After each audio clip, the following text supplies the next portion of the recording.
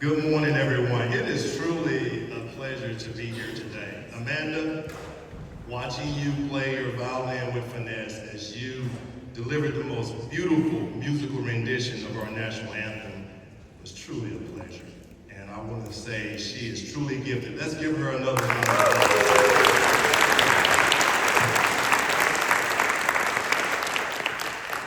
It is an absolute honor and privilege to stand before you today. Not only as the commanding officer of Naval Weapons Station Seal Beach, but also as a Rotarian. First and foremost, I'd like to recognize and express my sincere gratitude to our extraordinary district governors who work so hard every day, leading, inspiring, and also making sure the continuity of all of our clubs. When I call your name, will you please stand and be recognized?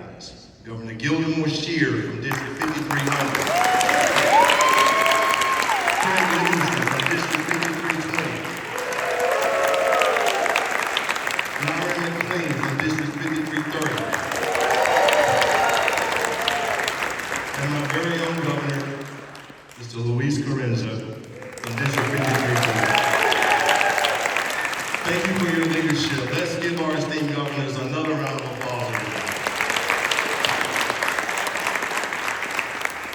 I would like to also recognize our visiting governors, chairmen, assistant governors, executive assistant governors, special appointees, to our president and past presidents, distinguished guests, donors and sponsors, and all Rotarians, Rotaracts, Interacts, and volunteers from the Southern California area and from those abroad.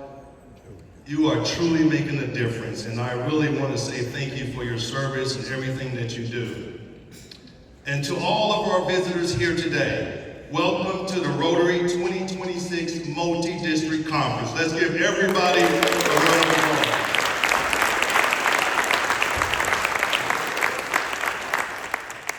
As I look out over this audience, it makes me so proud to witness the bond of friendship and service which defines Rotary. As we come together, we are united by our shared vision of service, fellowship, community impact. This conference provides us with a unique opportunity to share ideas, celebrate our achievements, renew our commitment, and address the needs of our community, and more broadly, address the challenges that we face as citizens of the world. Not long ago, I delivered the inspirational moment at my club, 33, and I talked about a poet named Victor Hugo, who once said that the most powerful thing in the world is an ideal whose time has come. The ideal of Paul Percy Harris, our founder, who created an organization for professionals to change the world by way of collaboration and relationships, by way of action, fueled by dedication and perseverance to elevate humanity, a mission deeply rooted under the ethos of service above self. And all of us who are here today has determined to live a life of truth, a life of fairness and goodwill and friendship. And to ask ourselves in all that we do, is it beneficial to all concerned? As I was thinking about what I wanted to share with you today, I began to reflect over my own life. And the first time I came here to San Diego, I was much younger. I was in my late teens, trying to figure out who I am and what purpose my life is going to serve. And it was not far from here on the streets over in National City where I worked with church organizers and leaders to help those in the need on the streets. And it was there at the young age of 18 where I learned the power of teamwork and the power of hope and the power of faith. And it was there where I witnessed the quiet dignity of working people in the face of struggle and loss. It was there where I learned that change only happens when ordinary people like all of us, we come together and we get involved and we get engaged and we demand it. And after 35 years of wearing this uniform, I still believe that today. So as I begin to reflect further, I realized it was there on those streets where I laid eyes on the rotary wheel for the first time. A symbol that embodies the essence of civilization and movement, a demonstration of life's purpose, and in hopes to become a young engineer at the time. The sight of 24 sprockets reinforced by 6 spokes, a mechanical trademark for rotary motion, well, it surely grabbed my attention. A symbol that defines the ingenuity of our founder. In the spirit of Rotary, let's remember the power of collective determination, bonded by a common goal, a common faith, synchronized in our ideas. Together we have supported countless initiatives, from eradicating polio to providing clean water and education for kids throughout the world. Each of these projects and each initiative is a testament to our commitment to making the world a better place for mankind. So over the next few days, I encourage each of you to engage actively, share your stories, and connect with fellow Rotarians. And let us continue to foster partnerships and innovation, ensuring that our mission continues to thrive and adapt in an ever-changing world. As for this idea of Paul Percy Harris, this is a day of affirmation. Today, we are a world-renowned organization which spans over 200 countries with over 1.2 million members. Give me a place to stand, said Archimedes, and I will move the world. I affirm today that Paul Percy Harris, a name that is written in the history of this nation, has moved the world. And guess what? So can we all. Give yourself a round of applause.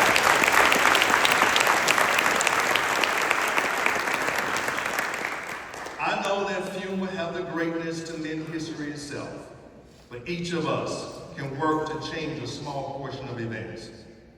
And the total of all those acts together can be written in the history of this generation. Because each time we stand up for an idea or act to improve the life of others, we send forth tiny ripples of hope. And crossing each other from a million different centers of energy and daring, these ripples build a current that can sweep down the mightiest barriers of poverty in our communities. For we all know that the long sweep of America has always been defined by forward motion, a widening of our founding creed passed to the next generation. And as I talk to young people all around the world, I am impressed not only by their ingenuity, but by the closeness of their goals, their desires and concerns, and their hope for the future. I'm impressed not because of their time of life, but because of their state of mind. So let's continue to instill in them the quality of imagination, the predominance of courage over timidity, and ignite in them an appetite for adventure over the love of ease. Because we all know that all of us will ultimately be judged, and as the years pass, we will surely judge ourselves. Today, with the help of time, we can look back and see how far Rotary International has come, where the idea had first begun and where it is today. So we must embrace this call to action and continue to carve our own path forward. Let us continue to enlarge the liberty of all mankind and make it our supreme goal in abiding practice. As for me, I consider myself extremely fortunate to wear this uniform and proud to serve my country. Quite often, I am told as I go out and speak in the community, I'm getting emotional here, thank you for your service. But I want to stand before you today and say, it has been a pleasure to serve the American people. It's been the honor of my life. And I will never forget, as long as I live, that my story is not even possible in any other nation. At 12 years old, I was driving a tractor on a farm. And at 17, I had an idea. I said, I think I'll join the United States Navy. And over 35 years later, this journey has taken me on 13 deployments aboard 8 different aircraft carriers. And it has not been easy. And all the trials and tribulations and the aggravations and the frustrations, and yes, the setbacks and the many comebacks in my life, I would not change anything for anything in the world. As President Roosevelt once said, it is not the critic who counts. It is not the man or the woman who points out how the strong man stumbled or where the doer of deeds could have done better. But the credit goes to each of us who are in the arena and who strives valiantly. And yes, we all have erred and come up short again and again, because there is no effort without error and shortcomings. For we all know the great devotion. That's why we are here today, to spend ourselves to a worthy cause. And in the end, when we do good deeds, we know it best the triumph of high achievement. And at worst, if we fail while daring greatly, that our place shall not be with those who know neither victory nor defeat.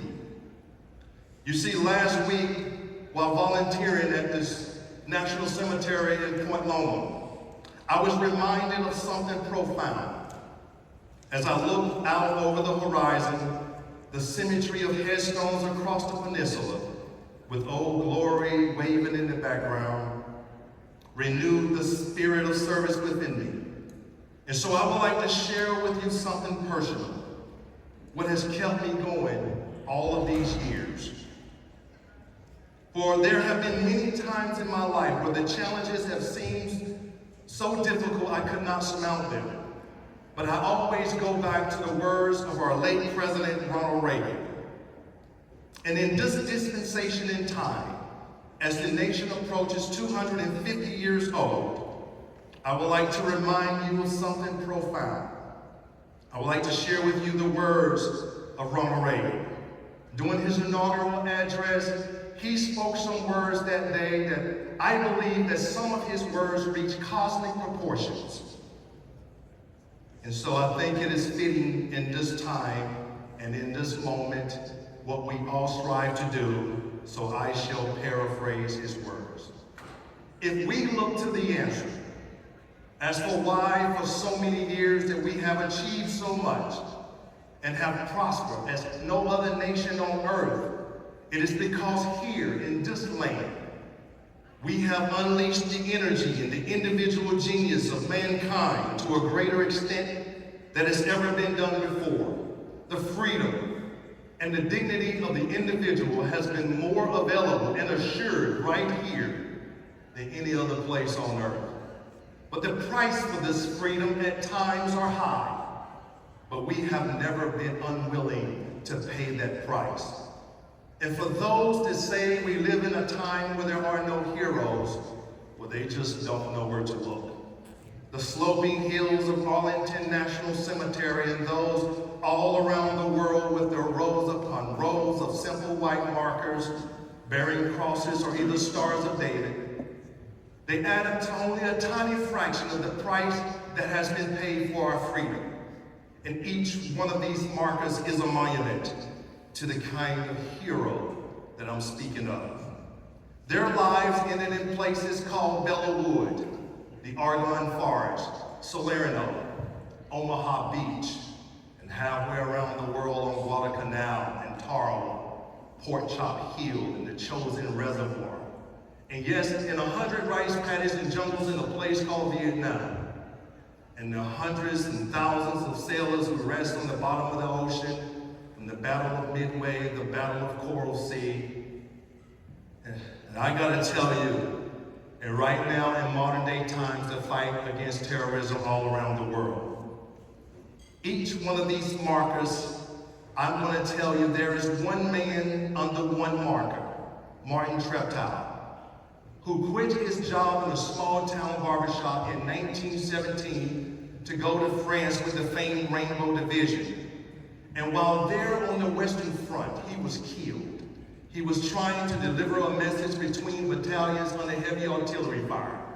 Now we're told that on his body was found a diary on the flyleaf under the heading My Pledge, where he had written these words, true story: America must win this war. Therefore I will work, I will save, and I will sacrifice, and I will endure. And I will fight cheerfully and do my utmost as if the issues of the entire struggle well depended on me alone. Now we must realize that there are no arsenals or no weapons in the arsenals of the world that is so formidable than the will and moral courage of free men and free women. It is a weapon that our adversary in today's world does not have, but it is a weapon that we as Americans do have, the American spirit. Let that be understood by those who practice terrorism and prey upon their neighbors. As for the enemies of freedom, they will be reminded each and every day that peace is the absolute highest aspiration of the American people. We will negotiate for it, we will sacrifice for it, but we will never surrender for it now or ever, because we are Americans.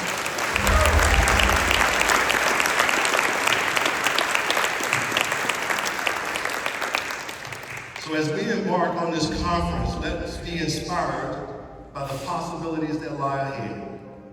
Together we can build on the successes and tackle new challenges with vigor and determination. This is your calling. Like it or not, because nothing is written. We are masters of our own fate, and our cause, however righteous, pales in comparison to the impact of our effect. Any hope for a better future comes from willing that future into being, a future reflecting the measure of good in ourselves, and all that is good inside of us is measured by the good we do for others. We all share the same fate, the same future, the sum of our infinite choices. And now that we have accepted this responsibility, driving towards the light that we cannot see, not just for those we hold close, but for those that we will never need. Thank you for being here today, for your dedication to Rotary, and for your ongoing service to humanity. Let's make this conference a memorable and an impactful one. And as always, the words of Bobby Kennedy, let's not see things as they are and say why. But let's dream of things that never were and say why not. May God bless Rotary International, and may God bless the United States of America. Thank you, everyone.